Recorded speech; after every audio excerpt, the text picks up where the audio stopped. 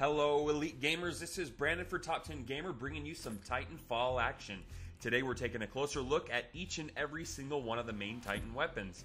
First I'll go over each gun, and then at the end, in order, I'll take you through some rockin' gameplay of each.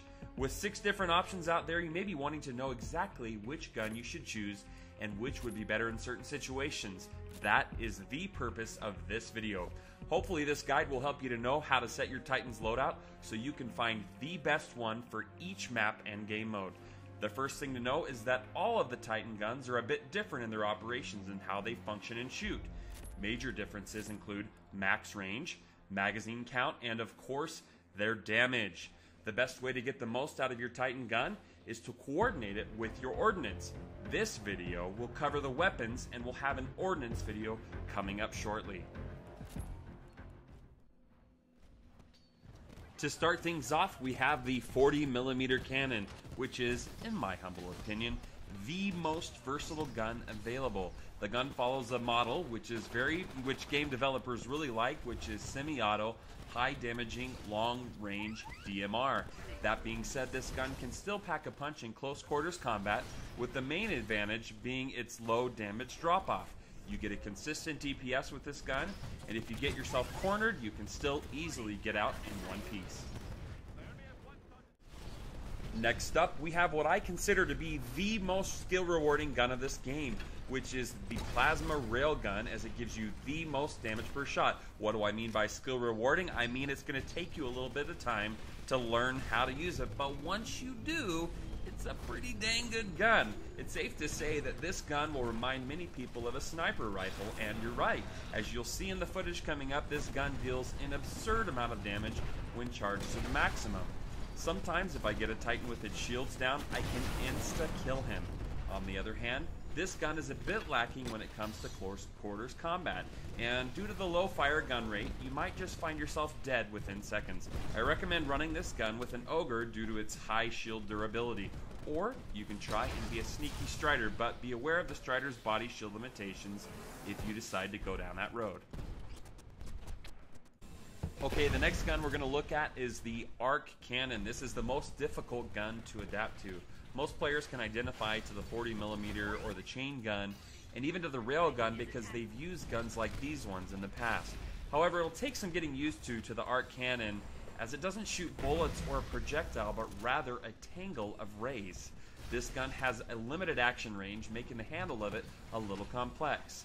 On the plus side, when the rays collide with any surface, they give out some serious range splash damage, allowing you to hit multiple Titans and pilots on one single shot. On the other hand, the damage and firing system of this gun requires charging, and upon hitting the max charge, you automatically fire. I can't recommend this gun to most just because of how difficult it is to use versus pilots and other Titans. For the next gun, we have the Quad Rocket. Basically, this gun shoots a spiral of 4 rockets, which makes it simply terrible at longer ranges. You ultimately want to use this gun at medium to close range, and on the upside, it's fairly easy to handle and master quickly. Basically, you have a constant smaller set of rocket salvos to fire versus Titans or pilots. I like this gun a lot, and I think most people will really enjoy playing with it.